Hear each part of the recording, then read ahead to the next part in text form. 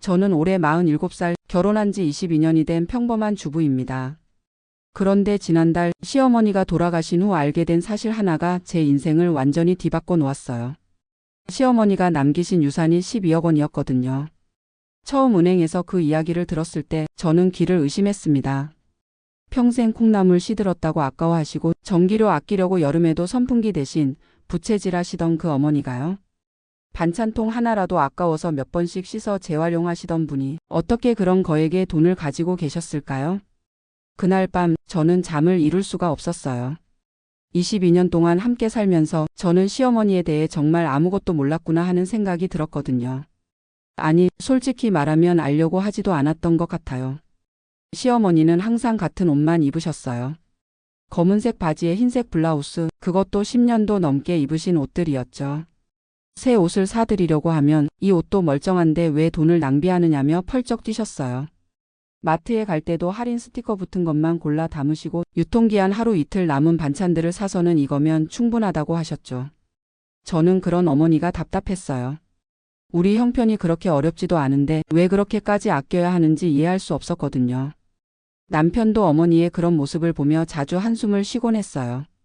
엄마는 평생 가난하게 살아서 그런 습관이 몸에 밴 거야 라고 말하면서도 때로는 너무 심하시는 것 아니냐며 저와 함께 고개를 저었죠.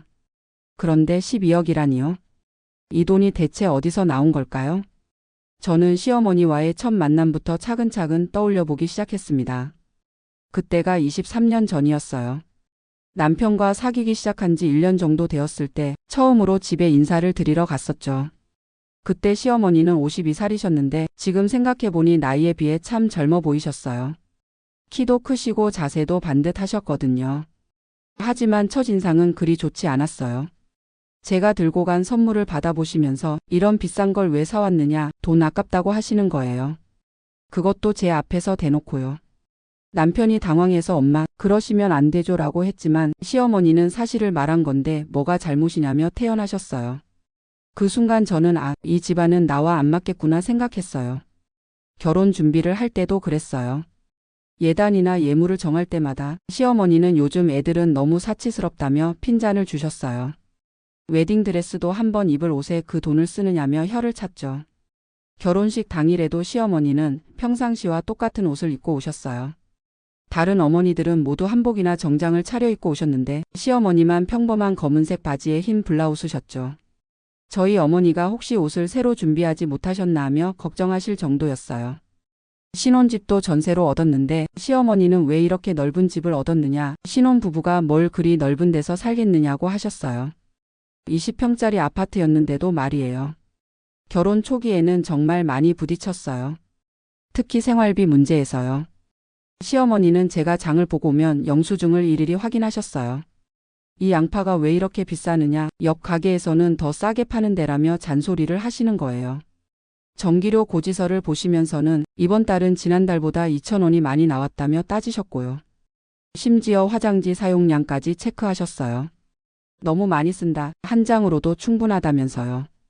저는 그런 시어머니가 너무 스트레스였어요. 친정어머니께 하소연을 했더니 시집살이가 원래 그런 거다, 조금만 참아라고 하시면서도 그래도 좀 심하긴 하다며 제 편을 들어주셨죠. 남편한테도 여러 번 이야기했어요. 어머니가 너무 심하시는 것 같다고요. 남편은 엄마가 어려서부터 고생을 많이 하셔서 그런 거야, 이해해달라고 했지만 저로서는 쉽게 받아들여지지 않았어요. 그런데 시간이 지나면서 조금씩 알게 된 게 있었어요. 시어머니가 단순히 인색한 분이 아니라는 걸요. 예를 들어 이웃집에 어려운 일이 생기면 아무 말 없이 도움을 주셨어요. 옆집 할머니가 병원에 입원하셨을 때 매일 반찬을 해서 가져다 주셨거든요. 그것도 평소에 드시지도 않는 비싼 고기로 국을 끓여서요. 동네 독거노인 분들께도 명절 때마다 음식을 해서 나눠드렸어요. 자신은 평소에 콩나물국과 김치로 끼니를 때우시면서도 다른 분들께는 정성스럽게 차린 음식을 가져다 드렸죠. 그때는 시어머니가 체면 치레를 하시는구나 정도로 생각했어요. 남들 앞에서는 후하게 하시면서 정작 가족들에게는 인색하시다고 생각했거든요. 아이들이 태어난 후에도 그랬어요. 시어머니는 손자, 손녀한테는 정말 아무것도 사주지 않으셨어요. 생일 선물이나 용돈도 거의 주시지 않았죠. 다른 할머니들이 손주들한테 오시며 장난감이며 사주는 걸 보면 아이들이 우리 할머니는 왜 아무것도 안 사주셔? 라고 물어보곤 했어요. 그럴 때마다 저는 어떻게 대답해야 할지 몰랐어요. 할머니가 검소하게 사시는 분이야 라고 해봤지만 아이들은 이해하지 못했죠. 시어머니는 자신도 정말 최소한으로만 사셨어요. 20년 동안 같은 핸드백을 들고 다니셨고 신발도 한 켤레로 몇 년씩 신으셨어요. 화장품이라고는 1,000원짜리 핸드크림 하나만 쓰셨고 미용실도 거의 안 가셨어요. 음식도 마찬가지였어요. 시어머니는 항상 같은 메뉴만 드셨어요. 아침에는 미역국과 김치, 점심에는 된장찌개, 저녁에는 콩나물국. 일주일 내내 이런 식이었죠. 제가 어머니 가끔은 다른 것도 드시지 그러세요 라고 하면 이것만으로도 충분하다. 몸에 탈도 안 나고 좋다고 하셨어요. 외식도 거의 안 하셨어요. 가족들이 함께 밖에서 식사를 하자고 해도 집에서 해 먹으면 되는데 왜 돈을 낭비하느냐며 거부하셨죠. 정말 가끔 1년에 한두 번 정도 함께 나가실 때도 제일 저렴한 메뉴만 시키셨어요. 그런 어머니를 보면서 저는 점점 안타까워졌어요. 처음에는 답답했지만 시간이 지나면서 평생 이렇게 사시면 뭐가 즐거우실까 하는 생각이 들었거든요. 특히 아프실 때가 그랬어요. 시어머니는 웬만해서는 병원에 가지 않으셨어요.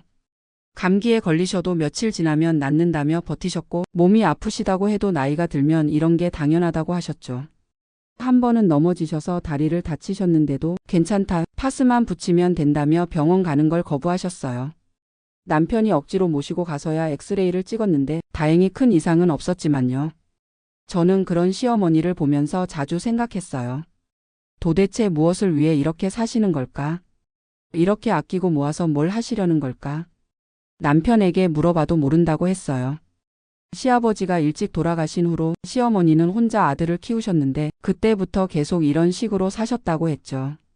아마 어려웠던 시절의 기억 때문일 거야 라고 남편은 말했지만 저는 뭔가 다른 이유가 있을 것 같았어요. 단순히 가난했던 기억 때문이라면 지금처럼 극단적으로 절약하실 이유가 없잖아요.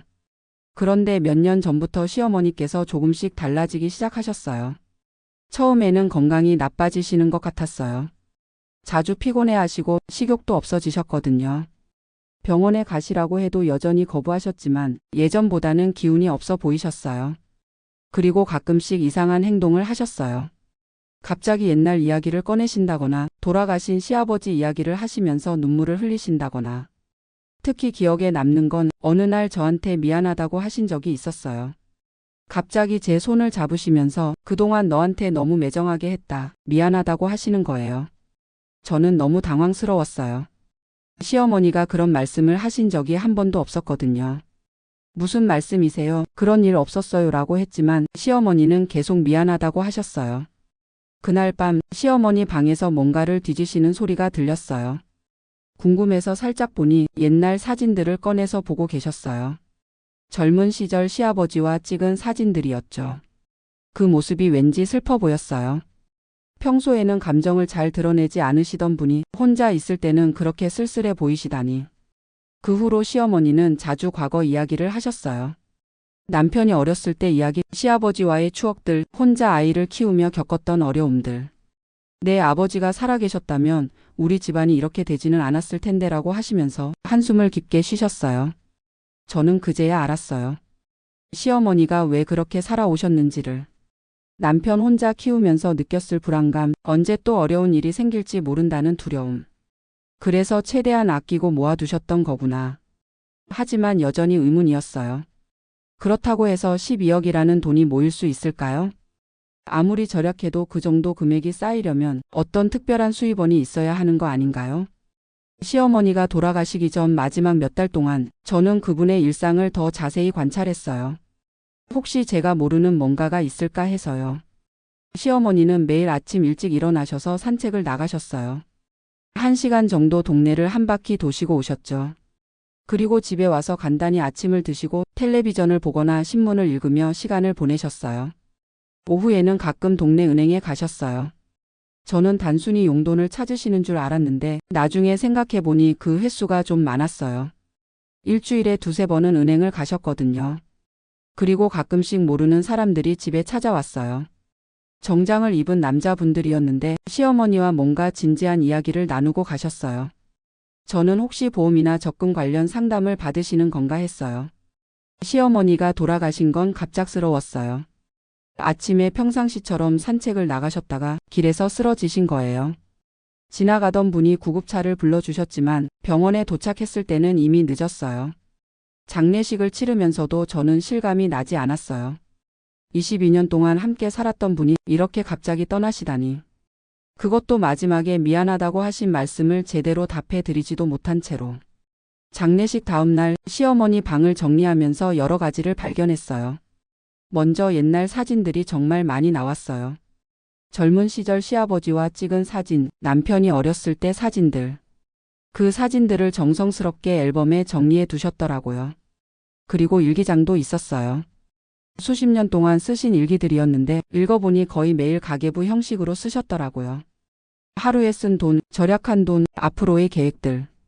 일기를 읽으면서 알게 된 건 시어머니가 정말 치밀하게 계획을 세워서 사셨다는 거예요. 매달 얼마씩 모을지, 몇 년 후에는 얼마가 될지 다 계산해서 적어두셨어요. 그런데 일기 중간중간에 이상한 내용들이 있었어요. 오늘 A회사 배당금 들어옴, B부동산 임대료 입금, C주식 매도 같은 내용들이요. 저는 남편에게 물어봤어요. 어머니가 주식이나 부동산 투자를 하신 적이 있어? 남편도 전혀 모른다고 했어요. 엄마가 그런 걸 하실 리 없는 데라고 했죠. 다음 날 시어머니가 다니시던 은행에 갔어요. 상속 관련 절차를 위해서였는데 그때 은행 직원이 말했어요. 어머님께서 정말 투자를 잘하셨어요. 30년 넘게 꾸준히 하셨거든요. 저는 깜짝 놀랐어요. 투자요? 어머니가 투자를 하셨다고요? 은행 직원이 설명해 준 내용은 이랬어요. 시어머니는 30년 전부터 매달 일정 금액을 투자하기 시작하셨대요. 처음에는 적은 금액이었지만 시간이 지나면서 점점 규모를 늘려가셨다고 했어요. 주식, 채권, 부동산 펀드 등 다양하게 분산 투자를 하셨고 특히 배당주에 집중하셨대요. 그리고 받은 배당금은 다시 재투자하는 방식으로 복리 효과를 극대화하셨다고 했어요. 어머님은 정말 신중하게 투자하셨어요. 위험한 투자는 절대 하지 않으시고 안전하면서도 꾸준히 수익을 낼 수 있는 것들만 선택하셨거든요. 그리고 한 번도 중간에 돈을 빼신 적이 없어요. 저는 믿을 수가 없었어요. 평생 콩나물 시들었다고 아까워하시던 그 어머니가 수십억 원의 투자를 하고 계셨다니. 은행에서 받은 자료를 보니 시어머니의 투자 포트폴리오가 나와 있었어요. 안정적인 대기업 주식들, 장기 임대 수익을 내는 부동산 펀드, 정기적으로 배당을 주는 리츠들. 정말 전문가가 구성한 것처럼 균형 잡힌 포트폴리오였어요. 어머님께서 직접 하신 건가요? 처음에는 저희가 도움을 드렸지만 나중에는 스스로 공부하셔서 하셨어요. 경제신문도 매일 읽으시고 투자 관련 책도 많이 보셨거든요. 그제야 이해가 됐어요. 시어머니가 매일 읽으시던 신문, 가끔 집에 오던 정장 입은 사람들, 자주 은행에 가시던 이유. 모든 게 투자와 관련된 일이었던 거예요. 집에 돌아와서 남편에게 이야기해주니 남편도 충격을 받았어요. 정말 믿을 수가 없다. 엄마가 그런 걸 하고 계셨다니. 우리는 다시 시어머니 방을 뒤져봤어요. 그리고 책장 뒤편에 숨겨져 있던 서류들을 발견했어요. 투자 관련 책들, 경제 관련 자료들, 그리고 수십 년간의 투자 기록들. 기록을 보니 시어머니는 정말 체계적으로 투자하셨더라고요. 매달 정확히 얼마씩 투자할지 계획을 세우시고 어떤 종목에 얼마나 투자할지도 미리 정해 두셨어요. 그리고 절대 감정적으로 투자하지 않으셨어요. 주식이 떨어져도 팔지 않으시고 많이 올라도 욕심내지 않으셨어요. 오직 장기적인 관점에서 꾸준히 하셨던 거예요. 일기를 더 자세히 읽어보니 시어머니의 마음이 조금씩 보이기 시작했어요. 오늘 남편이 학원비가 부족하다고 했다. 내가 아껴서 모은 돈으로 해결해줘야겠다. 아들이 대학에 가려면 돈이 많이 들 텐데 지금부터 더 열심히 모아야겠다. 며느리가 새 냉장고를 사고 싶어 한다. 투자금 일부를 빼서 사줘야 할까? 아니야, 지금 빼면 복리 효과가 줄어든다. 조금 더 기다려서 배당금으로 사주자. 시어머니는 가족을 위해서 투자를 하셨던 거예요. 지금 당장 편하게 살기보다는 나중에 가족들이 어려울 때 도움이 될 수 있도록. 그런데 정작 그 돈을 쓰실 생각은 안 하셨던 것 같아요. 계속 모으시고 불리시기만 했지 본인을 위해서는 거의 쓰지 않으셨거든요. 일기 마지막 부분에는 이런 내용이 있었어요. 이제 나도 나이가 들었다. 이 돈을 언제까지 모으고만 있을 것인가. 남편이와 며느리 그리고 손자와 손녀들이 행복하게 살 수 있도록 써야 하는데. 하지만 갑자기 이 사실을 말하면 놀라지 않을까? 지금까지 검소하게 살았는데 갑자기 돈이 많다고 하면 이상하게 생각하지 않을까? 며느리는 그동안 내가 너무 인색하다고 생각했을 것이다. 미안한 마음이 든다. 어떻게 이해해달라고 말해야 할까? 시어머니는 고민하고 계셨던 거예요. 그동안 검소하게 사신 이유를 어떻게 설명해야 할지, 갑자기 돈이 많다는 걸 어떻게 말씀해야 할지. 그리고 일기 마지막 장에는 유언장 같은 내용이 적혀 있었어요. 내가 모은 이 돈은 모두 가족들을 위한 것이다. 남편이는 그동안 고생이 많았으니 편안하게 살 수 있도록 하고 며느리에게는 그동안 이해해주지 못해서 미안했다고 전해달라. 손자와 손녀들은 좋은 교육을 받을 수 있도록 하고 무엇보다 가족들이 서로 사랑하며 살았으면 한다. 내가 평생 아끼고 모은 이유는 단 하나였다. 가족들이 어려울 때 도움이 되고 싶어서였다. 지금까지 검소하게 산 것을 이해해달라. 저는 그 글을 읽으면서 눈물이 났어요. 시어머니가 평생 그렇게 사신 이유를 이제야 알겠더라고요. 본인의 편안함보다는 가족의 미래를 위해서 매일매일 조금씩 절약하고 투자하셨던 거예요. 그리고 마지막 페이지에는 저에게 하고 싶었던 말씀이 적혀 있었어요. 며느리야, 그동안 너무 매정하게 대해서 미안했다. 내가 새로운 옷을 사고 싶어 할 때, 맛있는 음식을 해주고 싶어 할 때 나는 항상 반대했지. 너를 미워해서가 아니라 조금이라도 더 모아두고 싶어서였다. 내가 힘들 때, 아이들이 어려울 때, 그때 이 돈이 도움이 되었으면 했다. 지금까지 이해해주지 못해서 정말 고마웠고 앞으로는 이 돈으로 행복하게 살았으면 한다. 저는 그날 밤 한참을 울었어요. 22년 동안 시어머니를 오해하고 있었다는 것이 너무 미안하고 죄송했거든요. 시어머니는 인색한 분이 아니셨어요. 오히려 가장 큰 사랑을 가지고 계신 분이었는데 그 사랑의 표현 방식이 달랐을 뿐이었어요. 당장의 편안함보다는 가족의 미래를 위해 본인은 불편함을 감수하면서도 꾸준히 준비하고 계셨던 거예요. 다음 날 남편과 함께 아이들에게 이 이야기를 해줬어요. 아이들도 처음에는 믿지 못했어요. 할머니가 그렇게 돈이 많으셨다고요? 큰 아이가 말했어요. 그럼 왜 우리한테는 용돈도 안 주셨어요? 저는 할머니의 마음을 설명해 줬어요. 할머니는 너희들이 커서 정말 필요할 때를 위해서 모아두신 거야. 지금 당장 용돈을 주는 것보다 나중에 대학 갈 때나 결혼할 때 더 큰 도움을 주고 싶으셨던 거지.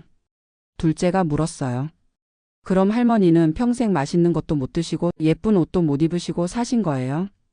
그런 게 아니야. 할머니에게는 그런 것들보다 더 중요한 기쁨이 있었을 거야. 가족들을 위해 뭔가를 해줄 수 있다는 기쁨 말이야. 그날 저녁 우리 가족은 시어머니에 대해 이야기를 나눴어요. 그동안 기억나는 일들을 하나씩 떠올려 보면서 시어머니의 진짜 마음이 무엇이었는지 생각해 봤어요. 남편이 말했어요. 엄마는 아버지가 돌아가신 후로 줄곧 불안하셨을 거야. 또다시 어려운 일이 생길까봐, 가족들이 힘들어할까봐. 그래서 최대한 준비를 하고 싶으셨던 거지. 저도 이제는 이해가 됐어요. 시어머니가 제가 장보고 온 영수증을 확인하시던 것도 전기료를 체크하시던 것도 모두 조금이라도 더 절약해서 가족을 위해 모아두고 싶으셨던 마음이었을 거예요. 그리고 시어머니가 이웃들에게 음식을 해주시고 어려운 분들을 도와주셨던 것도 이제 이해가 됐어요. 본인은 검소하게 사시면서도 정작 도움이 필요한 사람들에게는 아낌없이 베푸셨던 거예요. 그것이 시어머니만의 사랑 표현 방식이었던 거죠. 며칠 후 저는 시어머니가 자주 가시던 은행을 다시 찾았어요. 시어머니와 오랫동안 일해온 직원분을 만나서 더 자세한 이야기를 들어보고 싶었거든요. 그 직원분이 들려주신 이야기는 더욱 놀라웠어요. 어머님은 정말 특별한 분이셨어요. 30년 동안 한 번도 투자 원칙을 어기신 적이 없으셨거든요. 시장이 폭락해도 주변에서 뭐라고 해도 항상 자신의 계획대로만 하셨어요. 그리고 투자하실 때마다 항상 이렇게 말씀하셨어요. 이 돈은 내 돈이 아니라 가족들 돈이다. 그러니까 더욱 신중하게 해야 한다고요. 직원분은 계속해서 말씀하셨어요. 사실 몇 년 전에 어머님께서 고민을 상담하신 적이 있어요. 투자금 일부를 빼서 가족들에게 좋은 것들을 해주고 싶다고 하시면서요. 하지만 갑자기 생활 패턴이 바뀌면 가족들이 의심하지 않을까 걱정하셨어요. 그래서 제가 조금씩 나눠서 쓰시라고 조언드렸는데 어머님은 아직 때가 아니다. 조금 더 기다려 보겠다고 하셨어요. 저는 그 말을 들으면서 또 한 번 마음이 아팠어요. 시어머니가 얼마나 고민하셨을지, 가족들에게 어떻게 말씀드려야 할지 얼마나 걱정하셨을지. 그리고 은행 직원분이 마지막으로 해주신 말씀이 가슴에 깊이 남았어요. 어머님은 항상 이런 말씀을 하셨어요. 돈을 모으는 것보다 더 중요한 건 가족의 행복이다. 하지만 때로는 돈이 있어야 가족이 행복할 수 있다고요. 집에 돌아와서 저는 혼자 시어머니 방에 앉아 있었어요. 그 방에는 여전히 시어머니의 냄새가 남아있는 것 같았거든요. 검소하게 쓰시던 물건들, 오래된 가구들, 정성스럽게 정리해 두신 사진들. 그때 문득 시어머니가 마지막에 저에게 미안하다고 하셨던 말씀이 떠올랐어요. 시어머니는 그때 이미 모든 걸 준비해 두시고 저에게 마지막 인사를 하려고 하셨던 게 아닐까요? 시어머니의 서랍을 정리하다가 또 하나의 편지를 발견했어요. 제 이름이 적힌 봉투였는데 아직 뜯지 않은 상태였어요. 편지를 열어보니 이런 내용이 적혀 있었어요. 사랑하는 며느리에게. 이 편지를 읽고 있다면 아마 내가 모든 걸 정리하고 떠난 후일 것이다. 그동안 너에게 많이 미안했다. 내가 왜 그렇게 살았는지 이제는 이해해 줄 것이라고 생각한다. 너희 가족을 사랑했기 때문이었다. 내 방식이 틀렸을지도 모르지만 그것이 내가 할 수 있는 최선이었다. 이제 내가 모은 돈은 모두 너희 것이다. 하지만 이 돈을 받기만 하지 말고 내가 했던 것처럼 가족의 미래를 위해 현명하게 써달라. 무엇보다 아이들에게 말해 주어라. 할머니가 평생 아낀 이유는 너희들을 사랑했기 때문이라고. 그리고 진짜 부자는 돈이 많은 사람이 아니라 사랑하는 사람들을 위해 희생할 수 있는 사람이라고. 마지막으로 너에게 고맙다고 말하고 싶다. 22년 동안 우리 가족이 되어줘서, 내 아들을 행복하게 해줘서, 그리고 내가 사랑하는 손자, 손녀들을 낳아줘서. 앞으로는 내가 모은 돈으로 더 행복하게 살아라. 하지만 돈보다 더 중요한 건 가족의 사랑이라는 걸 잊지 말아라. 사랑한다, 며느리야. 시어머니가. 편지를 다 읽고 나니 눈물이 멈추지 않았어요.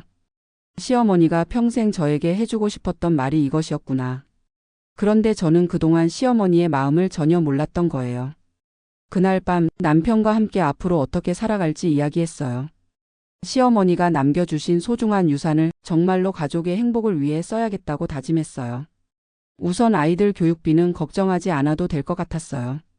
시어머니가 그렇게 바라셨던 대로 아이들이 좋은 교육을 받을 수 있게 됐으니까요.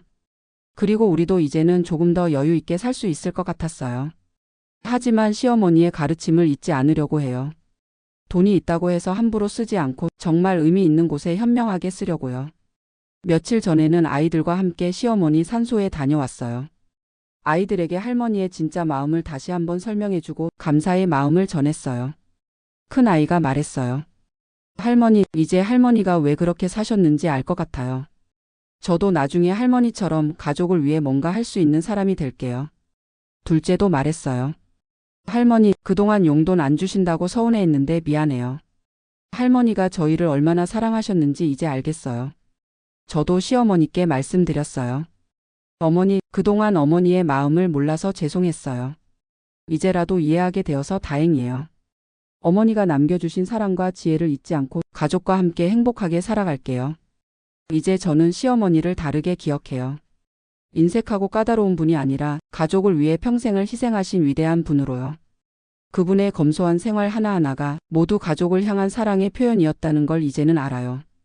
시어머니가 남겨주신 건 돈만이 아니에요. 진정한 사랑이 무엇인지, 가족이 얼마나 소중한지, 그리고 현재보다는 미래를 생각하며 사는 지혜. 이 모든 것들이 시어머니가 주신 진짜 유산이라고 생각해요. 앞으로 저도 시어머니처럼 살고 싶어요. 당장의 편안함보다는 가족의 행복을 먼저 생각하고 작은 것부터 차근차근 준비해 나가는 삶을요. 그리고 언젠가 제가 나이가 들어서 이 세상을 떠날 때 아이들이 저를 기억하며 이렇게 말해 주었으면 해요. 우리 엄마는 정말 가족을 사랑하는 분이셨다고. 시어머니, 정말 고마웠어요. 그리고 사랑해요.